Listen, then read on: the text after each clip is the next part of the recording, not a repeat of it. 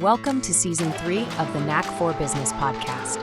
Over 350 episodes strong, we're here to ignite your entrepreneurial spirit with fresh insights, networking gems, and creative strategies that elevate your game. So, question to the audience, how do you actually scale your business without losing control or missing your shot at a successful exit?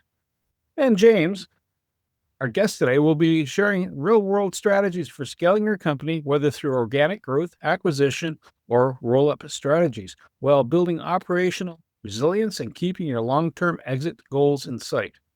So, our guest, James Mackenzie from Purecolo. He's joining us for a second round here on the Knack for Business podcast. James is a serial entrepreneur who's founded or co-founded over half a dozen multi-million-dollar companies since 2010 across a wide range of sectors. His ventures have earned accolades from Best of Business, Fastest Growing Company, Bootstrap Awards, formerly the CEO of Granite Networks, acquired by Rogers in 2013, interim CEO of Rock Garden Medicinals, acquired by Oxley Cannabis Group in 2017, and now he serves as the COO to Purecolo, keeping businesses running through power failures. And he's also the CEO of Psychometrics, a company focused on unlocking the potential of human capital. He's a proud member of Mensa, a top 40 under 40 honoree from the Ottawa Chamber of Commerce, and most importantly, father of 8 and a proud grandfather. James, welcome, sir. Good to have you back. Favorite quote is saying you want to share with us, sir? The favorite quote is, "You miss 100% of the shots you don't take." Wayne Gretzky, as quoted by Michael Scott. Sometimes the best wisdom hits when you're served with a smile. I try to keep that balance of perspective on what I'm trying to achieve and a little bit of humility in how I get the wisdom. I used to hang out in the hot tub with one of my sons. We would talk business. He was going into business administration at Algonquin. He wanted to build a software game online. We had some great conversations. He said he got more out of those hot tub conversations than he was getting out of Algonquin. But honestly, I got just as much out of them, because sometimes when you try to explain something to somebody, you have to understand it pretty profoundly to be able to break it apart into, mouth-sized bites. And yeah, business is tough for a reason. Area. It's almost like the Karate Kid, right? If you explain the steps, being a black belt, explaining to a white belt, right? It just reinforces what works and brings it in focus. Growth is really important, whether it's a plant in your field or it's your business. What do people misunderstand about growth, though? If I water my plant, I water the lawn, I'm going to get more lawn, apparently. Some days, maybe not all the time. But what do people misunderstand in the business space? There is a couple things that people misunderstand. One, the idea that growth is easy, just go out and do it. And sometimes it belies all that work that has to happen in the background. Do you have scalable processes so that if you get N+1 customers, you can actually handle that and not all of a sudden fall apart? I mean, reputation really, really matters. So if you're doing something similar to somebody else, like web design, management consulting, you built a widget, what separates you from other people hopefully isn't just price, because someone else could just do it for less. Hopefully you're delivering something of quality, you're delivering something that matters, you're giving good service along with it. So, you don't want to fall on your butt when you're trying to deliver that thing that your business is relying on, and you've grown just a little bit too fast that you don't have processes that go with it. Another thing people misunderstand when they hear growth is that it all has to be on your shoulders. The big thing people forget when you're growing is that you're growing with a team. As you start bringing on those extra team members, you're thinking not only what can they do for me today, because I have work that has to get done, but how can they grow with me in the future? There's a company I know does really, really great work. He's had people working with his company for 15 years. They've been through the start of the scale of the business as the projects got more complex and more of them were coming down. You really build a lot of confidence as a leader if you're trying not to always think just of yourself, but you're thinking about the team around you. And that makes it a little bit easier. Tell you what, we're going to go hunting dinosaurs. You guys sharpen the pointy sticks. I'm going to get the big bag, and we're going to get someone else to pack all the food so we can go hunting. Many hands make that work lighter.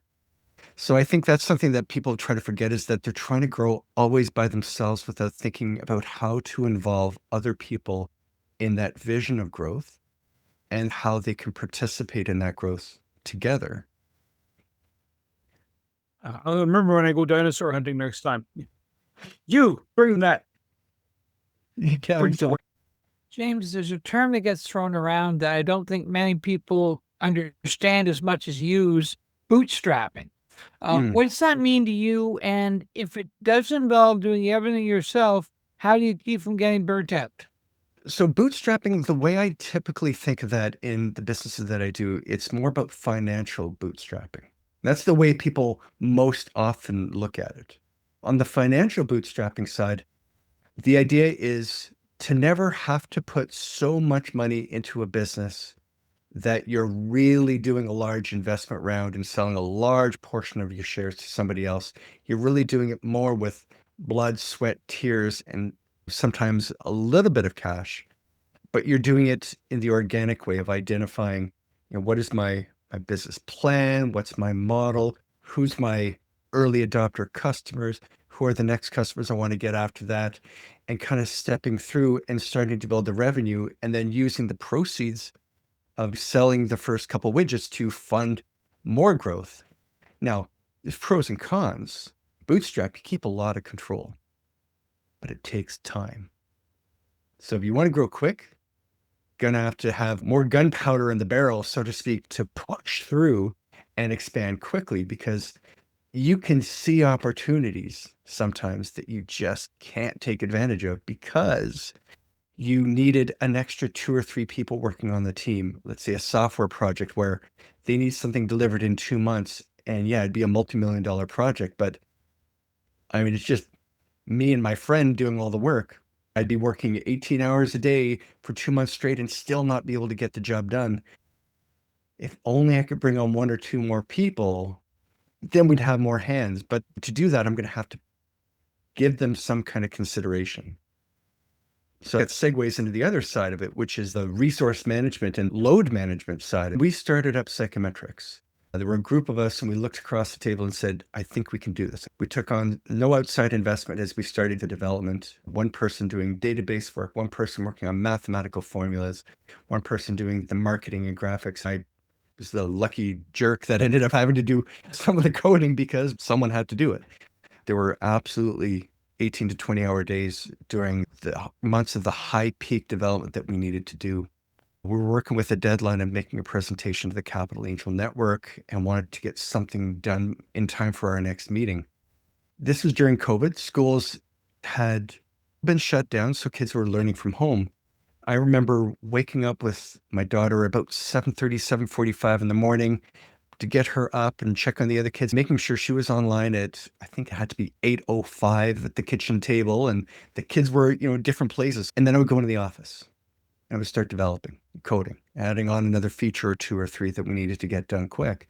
Sometimes when you're developing or building something, it goes really smooth and you get a lot done.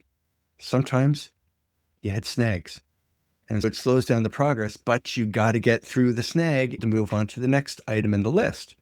I'd code, take a break for lunch, check at the kids, take another slash at coding for a while, take another break, have dinner, spend a bit of time with the kids, get back, do more coding. Sometimes I'd be done 11, 12 o'clock at night, but sometimes it'd be 2 or 3 in the morning because there's one feature that was almost done. It just had one thing and I could see what the problem must be, and it was just a matter of getting through it. Save the code, upload, go off to bed at 2 or 3 in the morning, and then get back up again at 7:30, 7:45, and do it all over again. That takes a lot. I think it's like holding your breath. You can hold your breath for the first 5 or 10 seconds, no problem. Hold your breath for 30 seconds. By the 29th, 30th second, it starts getting harder. How many more seconds can you keep holding your breath is the game you play with kids when you're swimming or singing or doing anything that requires it. I think entrepreneurship can be like that too. It takes something out of you to do that.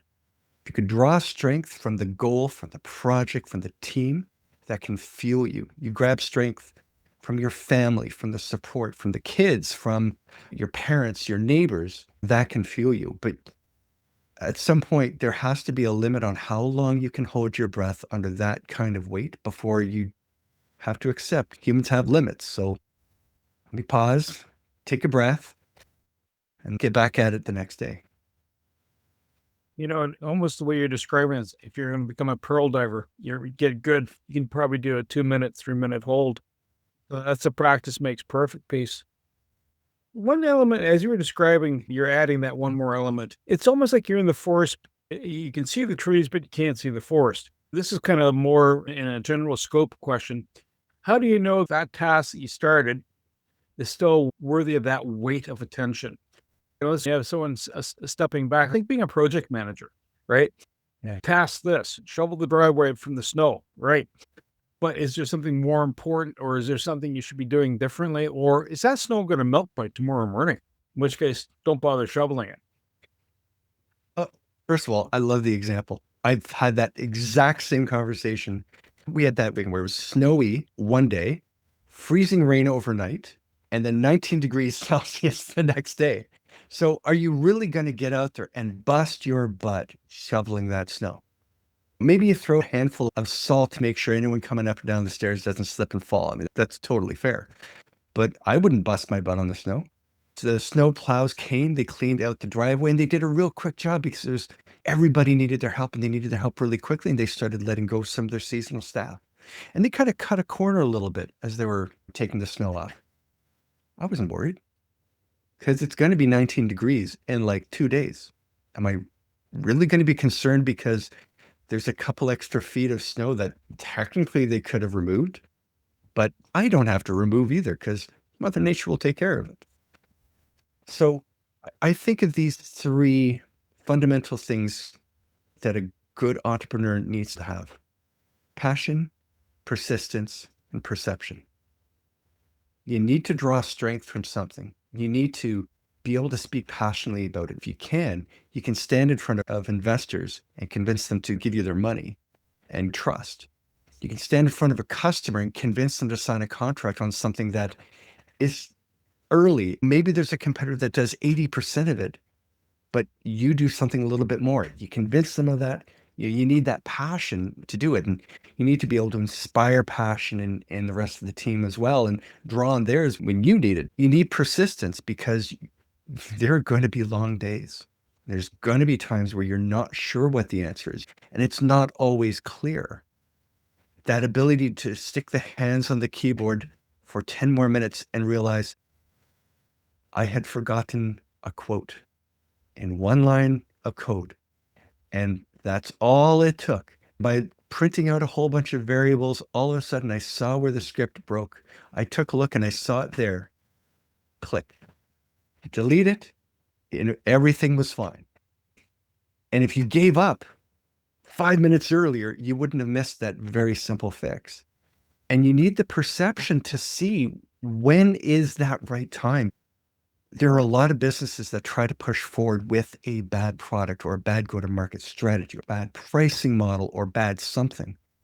You need to know the difference between when it's time to keep pushing and when it's time to change and adapt. That falls a lot on intuition, but you can fix it by good communication. And people are sometimes afraid of asking their customers, what are we doing wrong? They try to just take their money and go. But if you ask them what you're doing right and what you're doing wrong, you may get some valuable information. Talk to the rest of the team. Communicate. What are we doing better? What are we doing worse? Even talking to friends and family, and sometimes they won't always understand as well as you do because you're knee deep in the project, right? No one else can see the mud as clearly. But sometimes that little conversation in the hot tub at 9 o'clock at night is all you need to get that perspective of, maybe I need to be thinking about this problem from a different direction. A quick sponsor message. Got a mug in hand? Good, because freshly brewed coaching is best served with your favorite roast. Join Wayne Pratt and Matt Hawksley as they spill the beans on how everyday pros, just like you, can use real coaching tools to level up their careers, teams, and mindset. It's bold, it's real, it's freshly brewed. Grab your free shot of clarity at freshlybrewedcoaching.com. 20 years ago, when we actually had newspapers, you used to go and turn to the business section and there was mergers and acquisitions. And this one was trying to buy this one, and this one was trying to buy that one. It seemed to usually be somebody trying to justify his existence. What do you find is, if maybe either side of the puzzle, when is a bad acquire, and how do you know you're being acquired by the wrong people? Geez, that's tough. I think It, right? people always want to be a CEO. I mean, that's the mark of success for every young entrepreneur. But when you actually are a CEO and you do have that control, you realize how complex and fractured that destiny is and the incredible load of responsibility and obligation that goes along with it. Purecolo is a great example. We incorporated technically in 2014. We officially signed our lease, got our investment, and got our first customers in 2017. And we've been growing ever since then. Through that journey, there have been a number of people that have seen what we've been doing and saying, hey, I would love to acquire you, add you, take you, massage you, do whatever, take advantage of that opportunity for myself in some way that I think you can't. Maybe because I have more money, put more marketing dollars, a change of strategy. Maybe I can use your service in a way that you're not thinking. We've had a number of different conversations with different groups over the years about acquisition or partnership that could turn into something more or something less, and you never know. I think you have to go in with one hand on the steering wheel of optimism, saying, yes, we can control our future. I'm optimistic. We can work together and find an opportunity to do something. And the other hand on the gear stick to say, pop the clutch, go back into park here because this direction is not working. So the obligation that comes as a CEO comes from having to wear multiple hats. You have a fiduciary responsibility, a responsibility to the investors in the company, to the shareholders, to do what is in their best interest. And that can sometimes conflict with your obligation as a CEO to do what's right for the company. And that can also conflict with your obligation as a person, as a shareholder, as an individual who has bills to pay. Holy crap, we have someone who wants to buy the company that quickly. That could be really good for me personally, but they want to change the direction of the company, and the reputation that the business will have is going to change because it's just going to get absorbed into, let's say, a huge mothership. My shareholders will be happy if it comes in this way, but not in this other way. So there's all these different obligations that sometimes battle. I think the best thing you can do is try to think through each of those hats. If you can get a yes, this is good from the perspective of the shareholders, which is the obligation you have fiduciarily, from the company and the customers, that it's a good thing for them, and it's a good thing for yourself. You can't always put everybody else in front. Sometimes you do have to respect your own interests because eating is habit forming, as my dad always said. I think that's when you can get the best decisions of that acquisition partner. Sometimes I think people are afraid to ask questions during the process. And I've gone through with Purecolo, had a number of really interesting partnership conversations. And these are sometimes people looking to just wholesale what we do, or they're in a different geographical market and want to penetrate the market we're in, so we'll work together. Or they're doing something that we don't do, but both could help a single customer together. So maybe we could partner and help a customer collaboratively more than we could on our own. Working with Reiner, he often starts these conversations where I'm thinking the first thing we want to do is get a deal. Is there a deal here? If we're talking about partnership, where do you see this going? How far down the road can we get? Are you willing to acquire? Is that price going to be realistic? He starts asking these basic questions like, why do you want to do this? Why are you here? And it's those moments where I think, yeah, that's a really good question. That's a really good question to ask right now, to get that perspective, to know what is the narrative? What is the story? What am I going to tell my employees and customers, the company, if this is a good deal or not? And what am I going to tell my shareholders and investors? Is this a good deal or not? So it's been kind of remarkable through some of those conversations that even when you think you have all the gray hair in the world and you know all the stories, you can still sit back and be schooled, realizing, yeah, that was a really good question to ask. Why is this happening? You've tweaked on something. The choice is your personal choice, your business choice, your stakeholder choice, your customers, which can be stakeholders. I'm going to touch on a topic that's a little outside this, but in the same boat without actually getting into names. You see south of the border, this monolith of a corporation that has its hands in several pots: AI, automotive, space exploration. Then you see a personality coming out of that. Again, yay or nay, any elements in here. What do you have to be mindful if you're running a company, right? It's supposed to be below the radar. We were just talking to a realtor earlier today doing a podcast. He says, key thing is, I'm not front and center. Your house is, the sale is, then I become front and center. So how do you position yourself? And I get it, right? That's like, good luck all the way around for everybody. But how do you position yourself as an entity?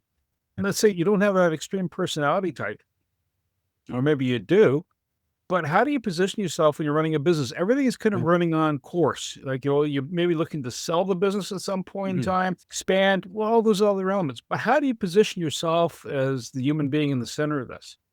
The first thing I'll say, I have a lot of respect for anybody that wants to go into the political theater, because you have to put yourself out there in such a way. You have to take such risks that no matter what you say, somebody somewhere will find something wrong about it. So you have to have some kind of bulletproof emotional armor to go through those kinds of conversations and know that people will find fault no matter what. I'll focus on Canada because we can. Liberal Party, Conservative, Le Bloc, NDP, Green, doesn't matter. Anyone who's willing to raise their hand up and try to serve their community, try to serve their country, I have a lot of respect for. I can only imagine from the business world, the toll that can take, how that 24/7 media onslaught could affect you. I will give kudos to them all. I will not serve public office. I can't imagine.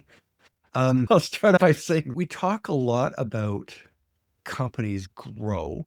We talk a lot about the goal of the company, but the fact that it's still being made out of people, and those people still have an emotional gas tank that they have to spend. I try to put a lot into giving strength to myself, to my team, to keep doing what we're doing. There are obviously different personality types when it comes to business leaders. You will find, like all characteristics, it's on a spectrum, it's on a bell curve. Business leaders, at least on the successful side, tend to have three characteristics. And I'll draw a little bit from psychometrics because we did a lot of research on this.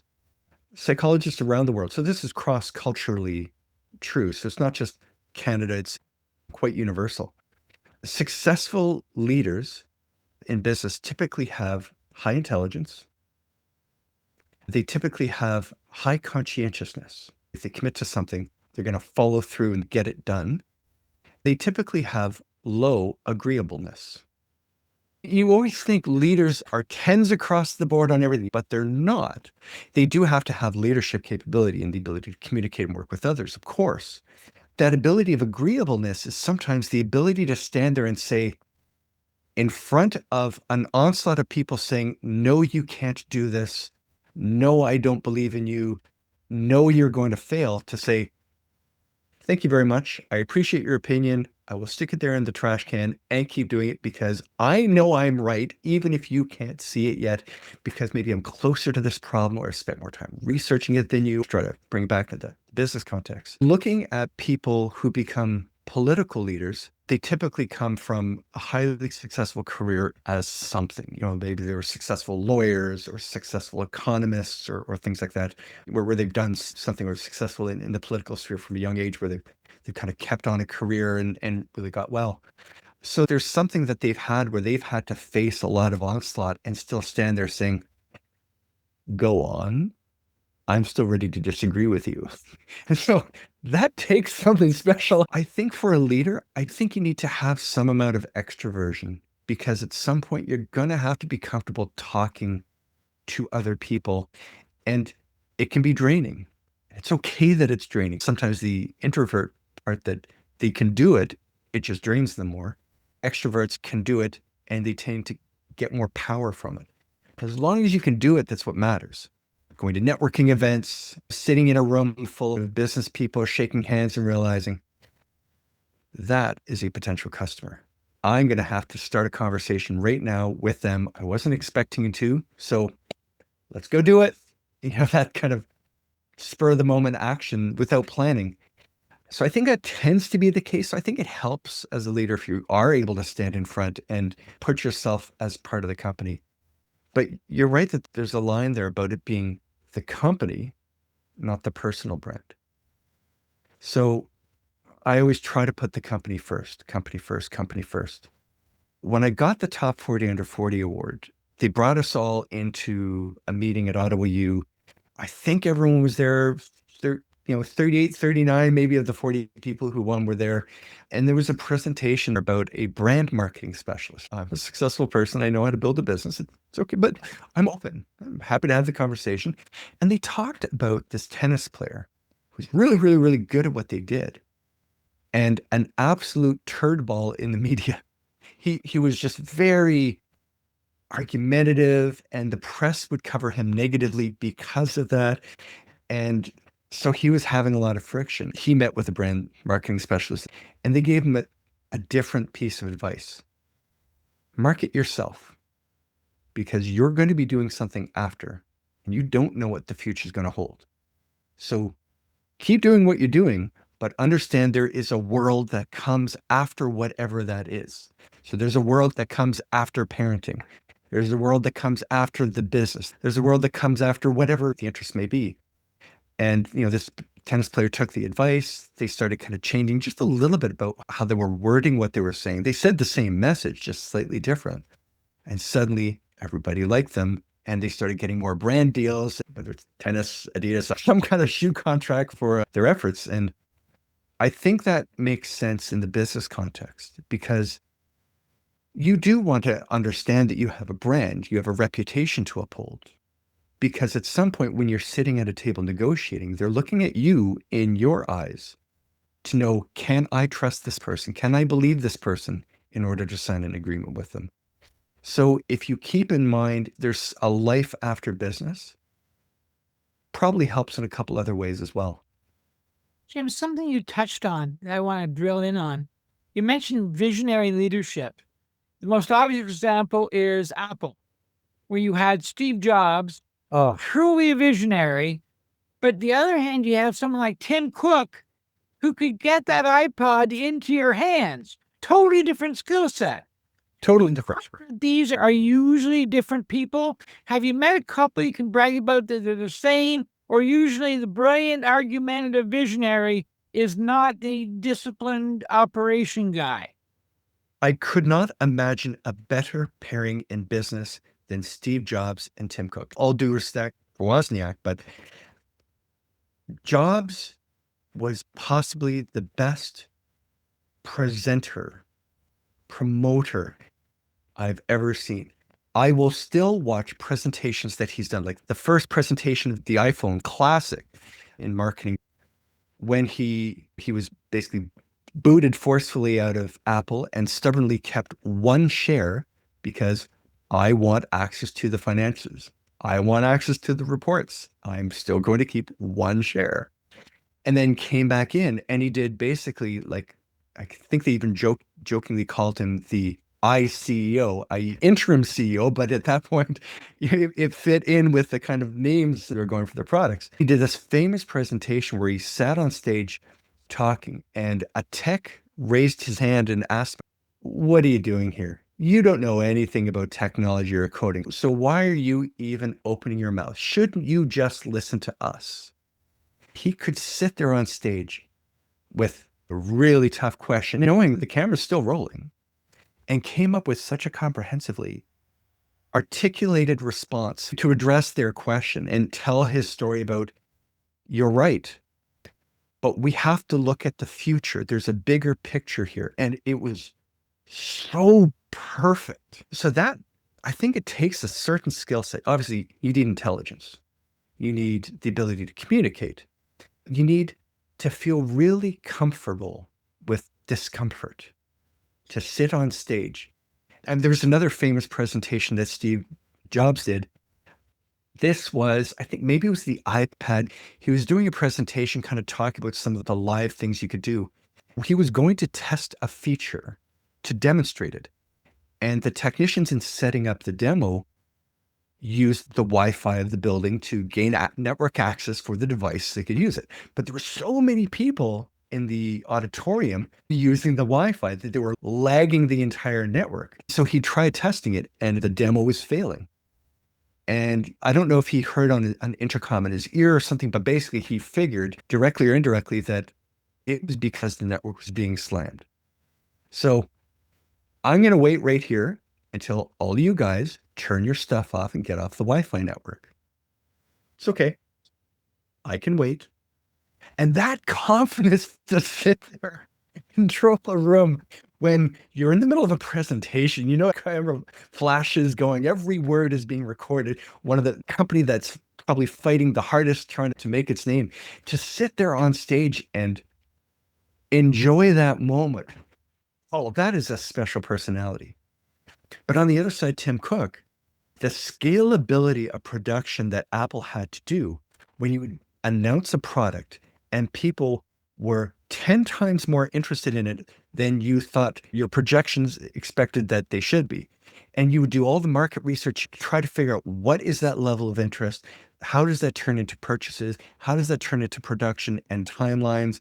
And let's go find all the partners to build all the different components that have to go in line and get connected together to make and assemble one phone, for example, and not just make it, but make it cost effectively and to a high degree of quality and to the right timeline. I mean, that's an incredibly intelligent mind.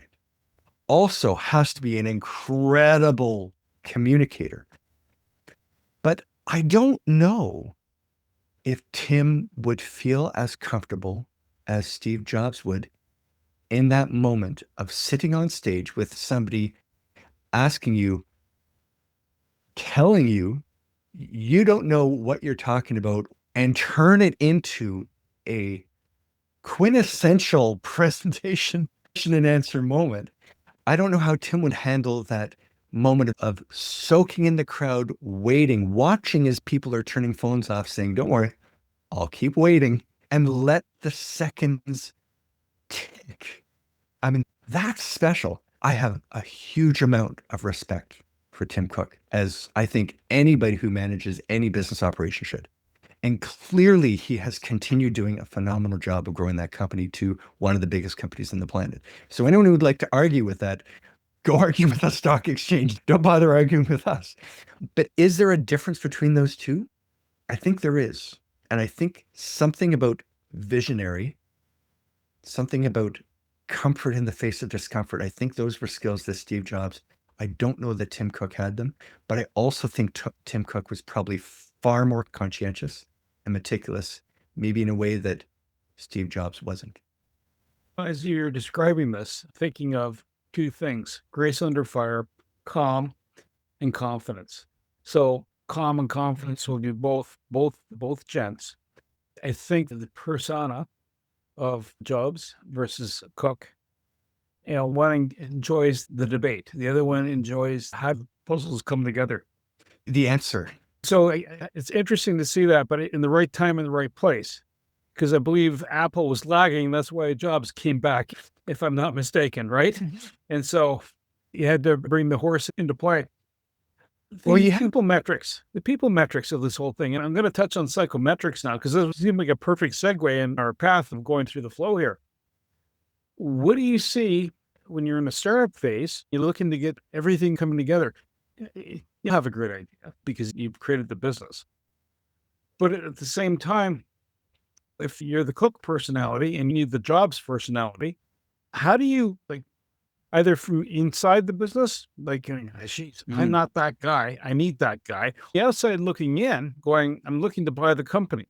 How do you sort that out? Does psychometrics help you sort that out too? Well, that was the genesis of psychometrics in the first place, is the investment thesis that we heard over and over again. I've been involved in a whole bunch of different companies. I've raised money for a number of different companies, and I've been fortunate to see a lot of those companies succeed and go on to great things. When an investor says, I invest into teams, that's stuck in my craw. And I'll be honest, the first words I thought is, I'll say this delicately, that is bull doopucky. That makes no sense. That is incoherent word salad gibberish, even if only a few words, because you're investing in teams. Sure you are, but how are you making that decision? What's your metric? What's your analysis methodology? What's your quantitative reason why this one is worth investing in? You talk to someone who says, I invest in good business models. You can get accountants to look at a financial model and see the error rates and the gradient of trend that they're using in growth, or the costs they're anticipating for operations, and find flaws or strengths. And that's a rationale I can get behind. You say you invest into good corporate structures. You can get a lawyer to tear apart the shareholder agreement, to find wordings, to find gaps, to find exposure points and risk, and say, yeah, well, this one is solid. This one has holes. So we're going to have to rewrite this if we're going to invest into it. But this one we can take as is. You can absolutely do that because there's experts that are really good at those skills. But if you're investing into teams and you're walking into a room just using intuition, you're looking for a gut feeling, it didn't make sense. So the idea was to find a way of quantifying those things by looking at more than just one dimension of an individual, but try to look at the same individual through multiple dimensions of data collection, with all that data back in the platform at the same time. And then if I can collect data on you, I can have data on multiple people at the same time. And now I can see how some of that data interacts with each other, personality type, competencies, things like that. That was fascinating to us. And really what created the passion and the drive for us doing this in the first place was looking and seeing, if you have that management team and you have to go and raise money to bring on a CFO, what traits should that CFO have to best complement the existing bench of traits that you have in your team already, to augment, make it better? That's where we came from. That's why we did it. Taking this down to the example of how would I do the next project, the alternative is taking risks and doing your best guess and trying to structure something that may have problems, but if there's a good legal agreement, we can minimize the risk of those problems. It's not a great answer. Another alternative, I'm going to just interview people more. I'm going to interview this candidate, not one time, not twice, but Christ, 4, 5, 6, 7. Someone's got to do that joke. Interviewing someone through 4, 5 different or 6 levels of interviews before you come in. And yeah, you could probably weed out some people that way. We found in the first stage, they couldn't communicate clearly. They couldn't articulate themselves and their thoughts. So we let them go. We found out in the second stage that they didn't have the depth of knowledge we were hoping to have on the subject matter that needed them to be expert at. So we let them go. We found out in the third stage, they couldn't apply that knowledge into practice. So we let them go.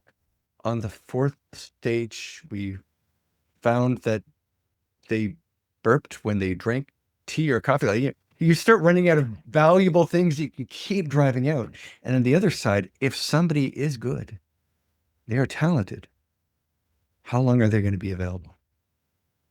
Will they recognize that talent in themselves? Will they go through 4, 5, 6, 7 levels of interviews before they say, look, I like you. I like what you're doing, but you got to make a decision here. I'm not comfortable doing your constant merry-go-round set of interviews, interviewing every person in the company, one person at a time, one interview at a time. That could be tough. That could be wearing. So I think if you're able to get a better view of people at the outset, you can save a lot of time early. And in this case, time, and missed opportunities is money. James, here's the crystal ball part of the session. You see a lot of data, a lot of metrics, to use your language. What should business owners be focusing on in growth channels or innovations? What should small business be looking at right now that's being under the radar? I think a lot of people hire the wrong way. I think a lot of people hire for hard skills, the skills that could be learned, the skills that could be taught, but the skills that are also required to do the job. Don't dispute. Somebody needs to be able to get a job done. Absolutely, of course. But I think they forget to look at those soft skills where this person responds with adversity by withdrawing, pulling away from others, trying to do everything themselves. They're not able to, but they continue to withdraw as a result of that. Maybe it's anxiety, temperament, characteristic. And so they end up going through the spiral of failing and not being able to get themselves out of a failure cycle. That would be nice to find out. This other candidate, maybe they respond to aggression poorly. Maybe they respond to conflict poorly.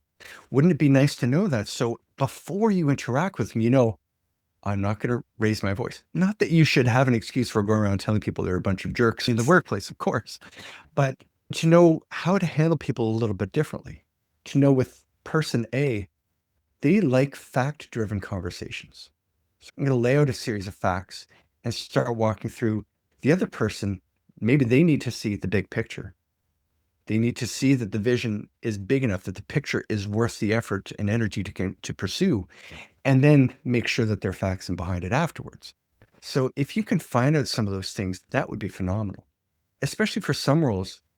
I mean, if you're hiring for a customer service role, you probably want to know that the person you're hiring has customer service experience, but what's their temperament like? How do they handle and approach conflict? How are they on the phone if somebody tells them, 7 other people have told me to reboot my router. I'm not doing it again. I don't trust you guys.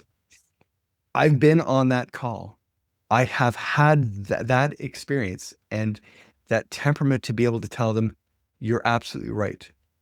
However, conditions have just changed. There's a variable that you may not know. Something's changed on our network. I would like you to reboot your router one more time for me, please. And to convince them to do that in order to resolve the problem. And yes, miracles happen. The problem gets fixed and holy smokes, you look like the superhero, but you never would have gotten that opportunity without the temperament. So hard skills, important to get the job done. Soft skills are the ones that allow the job to get done just as much. Your time machine may be somewhat flawed. If you could imagine yourself 3 to 5 years out, where would you like to be? I know exactly where I want to be. And maybe that's a difference between people who have a lot of experience with entrepreneurship. You're so used to dealing with uncertainty because you make a plan, you have a mental map where you're going to be 2, 3 steps down, because every day do one thing to make the business better. One step is the first step, most important one in that marathon, in that journey of 1,000 miles. 3 to 5 years, I will be on a beach. I will be surrounded by my kids, relaxing and enjoying the sun, because I will have continued growing and scaling one of my businesses and taking calculated, mitigated risks to do that. Never trying to sprint before I can run, never running before I can walk, but never being afraid of taking the first step to walk, to start exploring something. So I'll give you an example. Purecolo is beginning growth. We have done a remarkable job of growing within the Ottawa area. We're so proud. We've worked really hard doing what we do. We worked hard at hours that our customers may not even know of to make sure that maintenance windows are carried out, to make sure that designs are being planned and engineered correctly, to make sure that equipment's being installed correctly, wires pulled, air conditioners coiled and mechanically attached, and all sorts of things that people may not care about that go on behind the scenes. But we really care about it passionately, and we're so proud of the growth that we've had. It would be great to help customers in more areas. Data centers are one of those things that tend to be geographical, like a hospital where you will get people traveling from afar. We have customers from the opposite side of the US that have been in our data center once, maybe 2 years ago, but they've been a customer for 5 years. So it's not always geographically bound, but it tends to be the point. So we're starting to explore new geographical markets. And as we're doing that, it has to be with the same meticulous approach that we've done our first data center. Where can I find space that works?